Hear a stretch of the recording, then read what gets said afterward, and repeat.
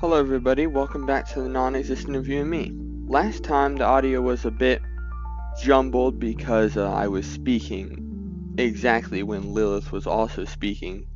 So the audio kind of clashed there, so it didn't really work too well. So I turned her voice down this time so you can hear me speaking better. Instead of the sound clashing together. So welcome to chapter 2. Let's begin.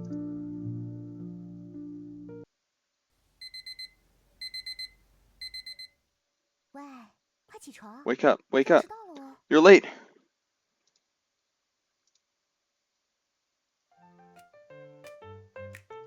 Lilith? Let me sleep a little longer. No way, get up right now. You're always like this. I even come to wake you up every single morning. I don't know about every morning. What time is it now? 2:40, Your Majesty. 2:40 in the morning. Who gets woken up at such an hour? You've been sleeping since 4 in the afternoon. That's 10 hours already. For your own health, it's time to wake up. Besides, if you don't, you'll be late. Late for what? Because if you keep sleeping, you'll miss the Morphine Codex, the Forest of the Silver Shallots. Morphine Codex of Silver Shallots. Yes, it's the storyline RPG I worked through the night to complete. The most anticipated narrative-driven role-playing game of the year. Great, bring it here already. Exactly, that's the spirit. Now let's close our eyes together. Close eyes with brimming excitement.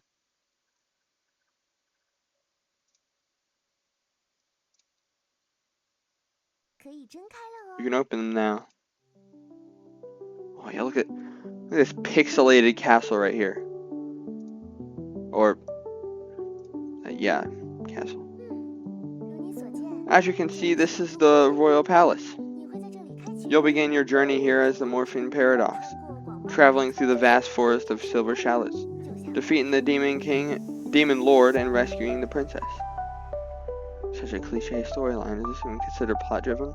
It's a fresh take on a tradition with our own interpretation of the narrative. Oh, sharp eye.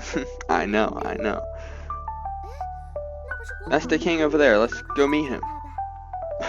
Oh, hello, dear king. You're looking very, pencil-drawn today. Yes.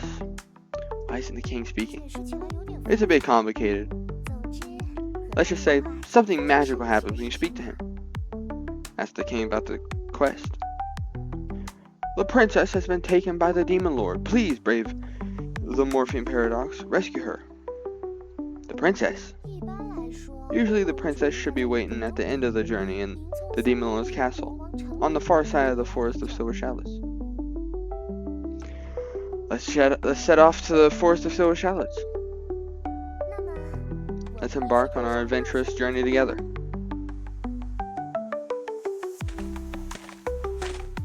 The soundtrack's pretty good, if you can't already tell. We've already encountered a new NPC. Scholar. Huh? Someone passing by. You're the one I've chosen. Spilling your coffee everywhere. Or tea.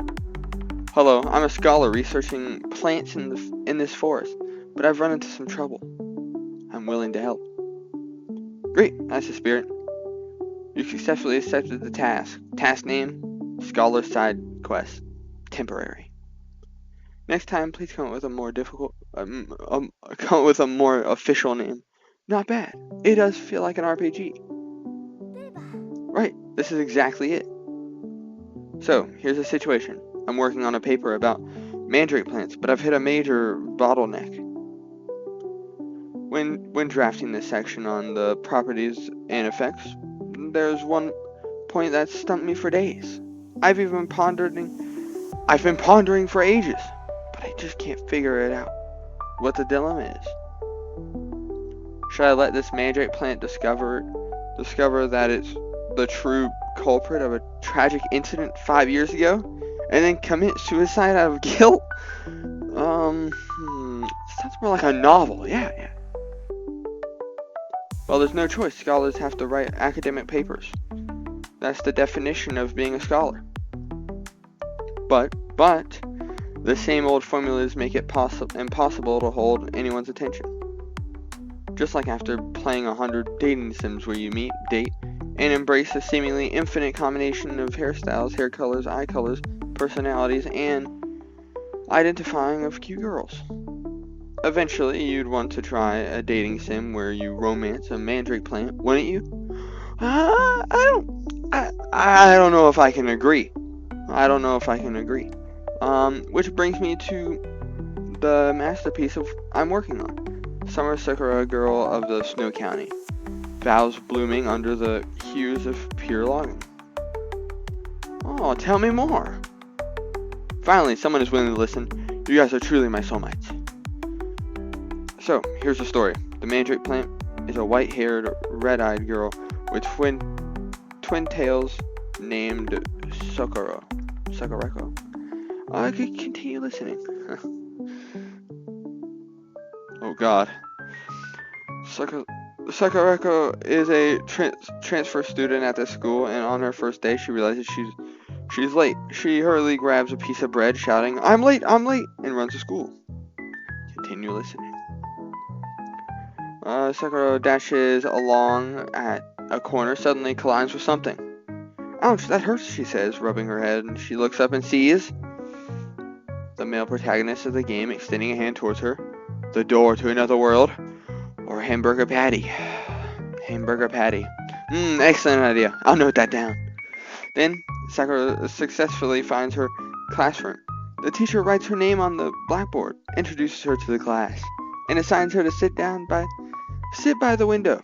As she takes her seat, she notices the boy sitting next to her is the one she met that morning. The crazy, wicked demon lord commanding an army of millions. A hamburger patty. Excellent idea. I'll note that down. The first day of school passes quickly, and before she knows it, it's time to go home. After school, there's a short period of extracurricular activities. Sakura decides to join a club. She heads to the floor where the club rooms are. Trusting her instincts, she approaches the door. Standing in front of the second to the last classroom on the left, she musters her courage and knocks. After a brief wait, the door opens, and inside she sees the kind boy from earlier, a frantic murder scene, or a hamburger patty. A hamburger patty. Amazing. Fantastic. Inspiration flowing endlessly. Alright, I know what to write down now. Here, this is your reward from me. You received the Morphine Codex. Nice. This book looks familiar. In conclusion, the girl beyond this world has vanished. I am different from it, even though we share the same essence. Except the Morphine Codex? For a legendary, the Morphine Paradox, a talking book, is nothing surprising. The Morphine Paradox casually puts it away. Actually, I've been meaning to ask, what's with that strange voice? Talking about accepting tasks and putting things into the pocket and all that. You can hear it too? You can hear the voices too? Wait a minute. Could it be that you're actually the Morphine Paradox? And that voice, is it the game narrator? And we're just inside a game? Exactly, that would be me. Yes, that's the narrator. So, I'm just a minor NPC scholar in this game. Is this the truth of my existence? As I was created, Sakura's story was someone else out there creating mine? It seems so. I'm okay. It's okay. I'm not upset about it. Oh, soulmate. To appear in this game as a scholar, it actually makes me very happy. Identity represents a limitation and defying something. We inevitably negate others' possibilities.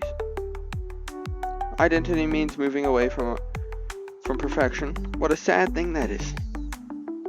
But it's precisely through this form of identity that I get to meet you, and we're able to have this dialogue. I'm not omniscient, oh god. which is why I can't experience new and delightful surprises in our conversations. I'm not standing at the end of the world, which is why I can keep moving forward. We are not destinations, we are bridges leading toward destinations. Born from nothingness, our existence is self-made, continuously manufacturing in the world.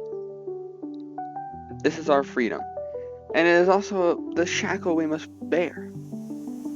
You see, even with the powerful label of NPC scholar, I'm unlike any scholar you've ever encountered, am I not? And even if Sakura's story could be summarized as a dull and cliche narrative, she would still live her life to the fullest, making the best choices within her framework, and enjoying her existence, wouldn't she? So, I hope you won't reduce the morphing paradox to the force of silver shallows to static labels like the morphing paradox saves the princess.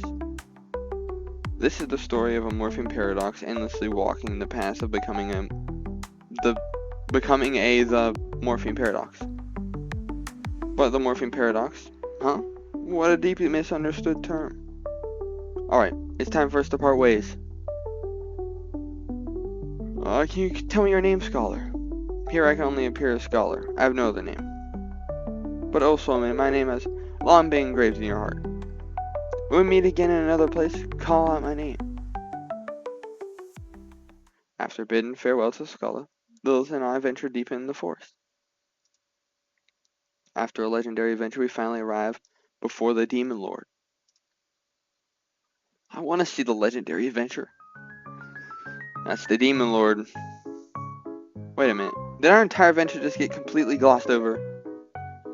As for your adventure, well, that's another story to tell. For now, focus on the Demon Lord. Oh no, this looks bad. Right now, the Demon Lord is unbeatable because she has no weaknesses. What's going on? It's because the final part of the game isn't finished yet. What I mean is, the Demon Lord only has a basic design. There's no detailed battle system or stats yet. So how are we supposed to fight? Let's just run! But the morphing paradox. You've already learned the way to defeat the Demon Lord during this journey. There's a particular item that can turn the tide of this situation. You just need to use it. The morphing paradox reaches into their pocket. Use hamburger patty. Without knowing where it came from, the morphing paradox uses the hamburger patty. In other words, the morphing paradox eats the hamburger patty right in front of the Demon Lord. I caught her off guard. The Demon Lord stares intently at the half-eaten hamburger patty in the morphing paradox's hand, pretending to be unaffected. You clearly want to eat it, don't you? I don't know how to read. I don't know what noise to make for that. The Demon Lord's attack power increases. That's not good. After a brief pause, the Demon Lord returns to their usual composed demeanor. The situation remains unchanged. Use the record player. The morphing paradox use the record player. As music plays, the Demon Lord begins tapping their hands and feet to the rhythm.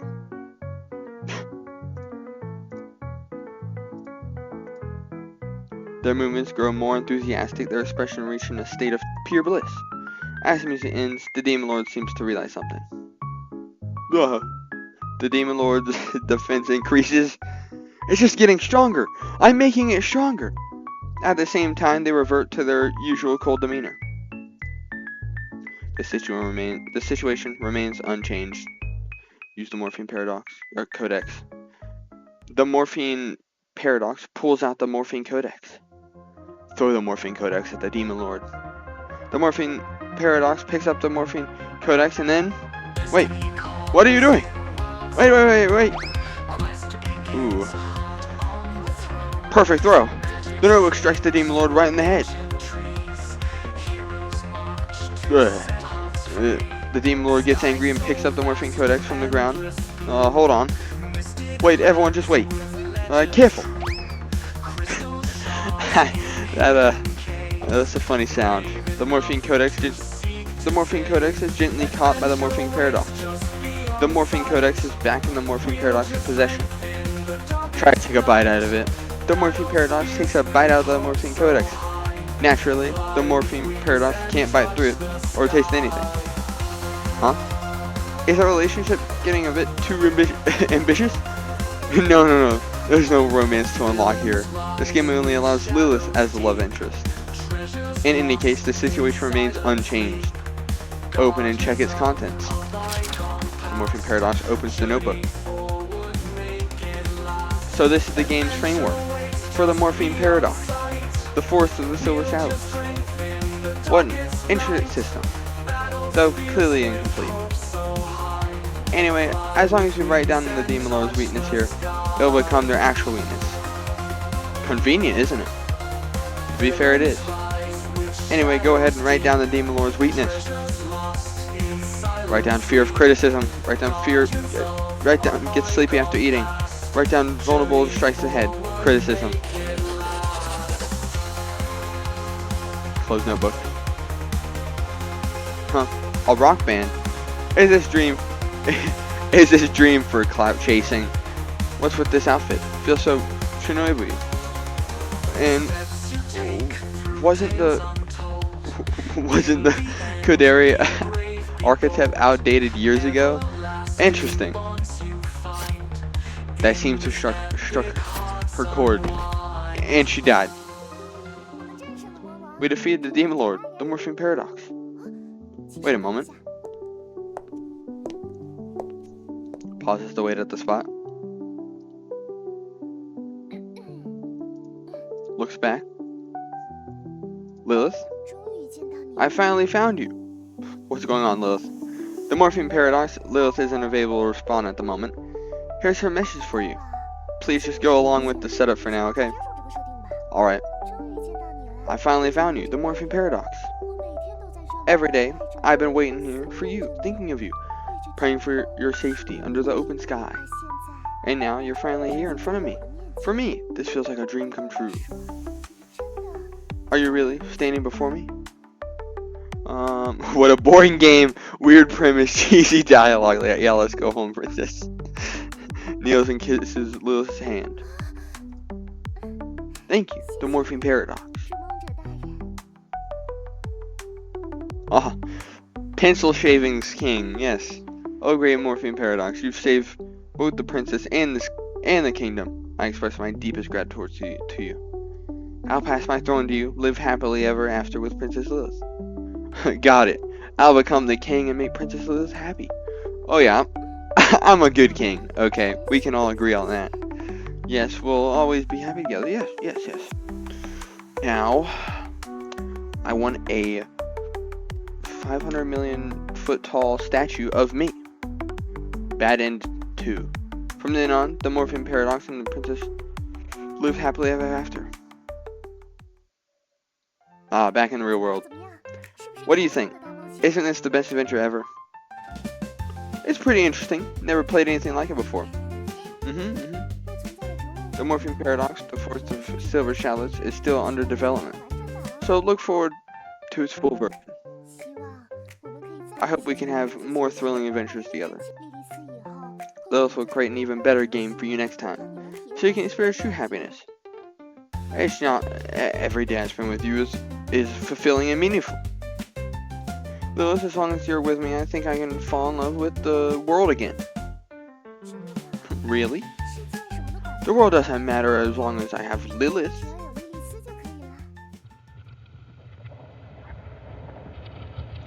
Lilith nestles by your side, and the two of you share a moment of bliss.